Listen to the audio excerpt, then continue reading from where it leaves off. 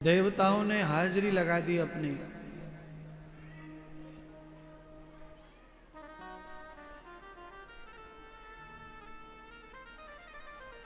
सब देवता पधारे गोकुल में। सबने प्रभु दर्शन किया।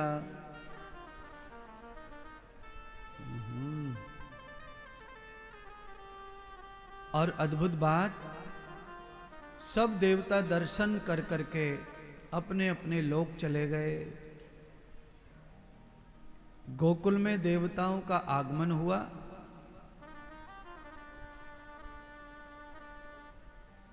सब देवता प्रभु दर्शन पाकर वापस गए। देवताओं ने भगवान की स्तुति गाई। स्वर्ग में जाकर देवों के देव महादेव को भी संदेश दिया देवताओं ने। महादेव, आप जिनका ध्यान करते हैं ऐसे परम प्रभु परमात्मा श्री नारायण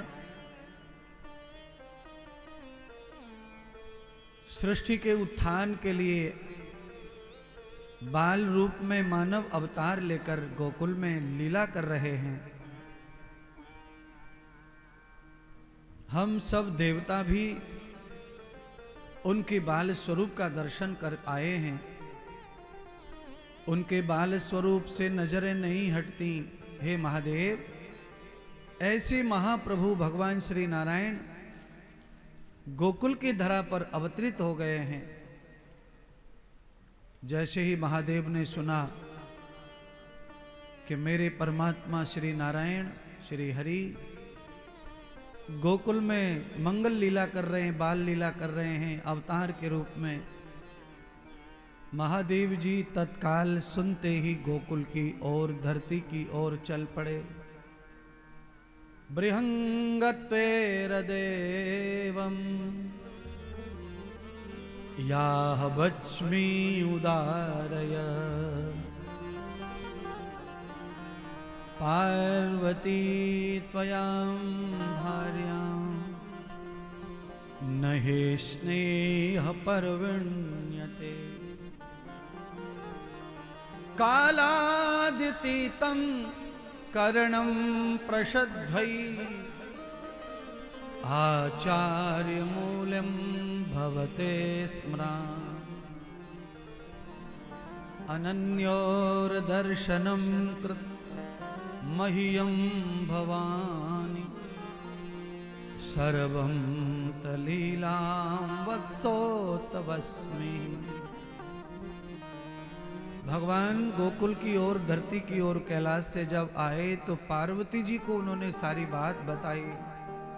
देखिए, आप कहां से आए हैं, ये बात अगर कभी पत्नी को नहीं भी बताई जाए तो बहुत बड़ा अपराध नहीं है, पर आप कहां जा रहे हैं ये बात जरूर पत्नी को बतानी चाहिए।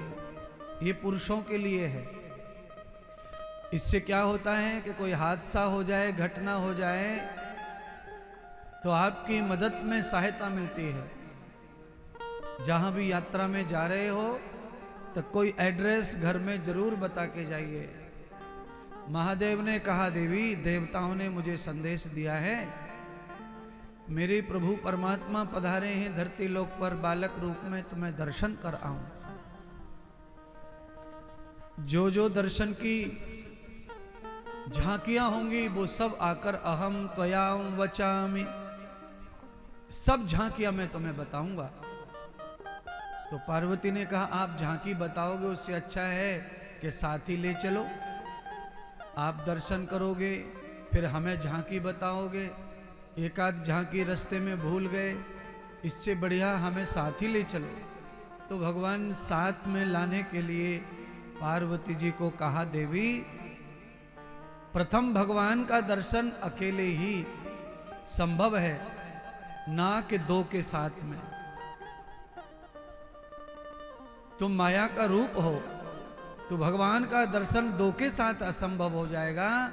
इसलिए हे पार्वती, मैं दर्शन करके आऊंगा, फिर दर्शन को तुम्हें भी ले चलूंगा, पर पहली बार मेरा दर्शन हो जाए। क्या पता, भगवान तो लीला कर ही रहे हैं।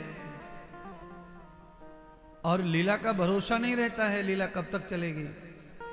कहो तो हम पहुंचे, लीला समाप्त हो जाए, दर्शन ना हो और वो बाल रूप भी ना रहे। वो तो पल भर में रूप धारण कर लेते हैं, तो उनको पल भर में रूप बदलने में देर क्या लगती है।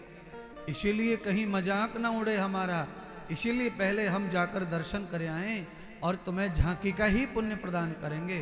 तो इस कथा का तात्पर्य यह है कि जो भी कुछ हम अच्छा देखते हैं दुनिया में, वो अच्छा हमें 10-20 लोगों को जरूर बताना चाहिए। कोई भी झांकी आपको मिली हो भगवान की, धाम की, वृंदावन में, कथा के माध्यम से कहो। चाहे वृंदावन में आपके यात्रा, भ्रमण, दर्शन, कैसी भी कोई अच्छी झांकी है जो आपको बहुत भाई हो, वो घर पे जाकर बताओ सबको। धाम की, तीर्थ की और दर्शन की जितनी हो सके उतनी महिमा गानी चाहिए। आप जितनी महिमा गाएंगे धाम की, उतना पुण्य आपको बढ़ता चला जाएगा। 4 लोग आपकी स्मृति, स्तुति करने से और वृंदावन में आएंगे, उनको लाभ मिलेगा वृंदावन का। आपको अच्छा लगा हो हमारे साथ, तो हमारी भी 2-4 बातें अच्छी प्रशंसा करो। आपकी प्रशंसा सुन के 2-4 और कोई चेला बन जाएंगे, परिवार अपना बढ़ेगा। अच्छा परिवार बढ़े न बढ़े, पर हाँ यह है कि किसी को लाभ मिलेगा। इसीलिए अच्छे समय की, अच्छी बातों की, अच्छे लोगों की, अच्छी तीर्थ की, अच्छी चर्चा हमको निरंतर करनी चाहिए। तो भगवान पार्वती को ये वचन दिए कि हम तुम्हें अवश्य में वही झांकियों का अवलोकन कराएंगे, पर पहले हमें दर्शन कर आने दो। पार्वती इन बातों पर विश्वास करके संतोष हो गई और भगवान शंकर चले आए गोकुल की ओर। शंकर भगवान ने गोकुल में आकर सबसे पहले गौचर ग्वालों का दर्शन किया। गोपाल ने गौचरों को प्रमुख बना के रखा गोकुल में, क्योंकि प्राचीन काल में आप किसी भी गांव में जाओगे या जाते होंगे, आपके जमाने में शायद ये घटना ना घटी हो, पर हाँ इतिहास के अनुसार या मैंने जो देखा है वो और आपने देखा होगा वो आप समझ लें। प्राचीन काल में ज़्यादातर जानवर, भैंस, गाय, बकरी, भेड़, बैल, ये सब चराने की प्रथा थी। तो कहा गया है कि गांव में कोई भी नया आदमी आता था तो पहले वो गडरियों से गांव के बारे में पूछता था कि ये कौन सा गांव है, फलाने व्यक्ति का घर कहाँ है, कौन से मोहल्ले में है। तो गौचारक जो रहते थे वो सब गांव के पते बताते थे और घर तक पहुंचाते थे। अब ये परंपरा नहीं है, अब जंगल नहीं है,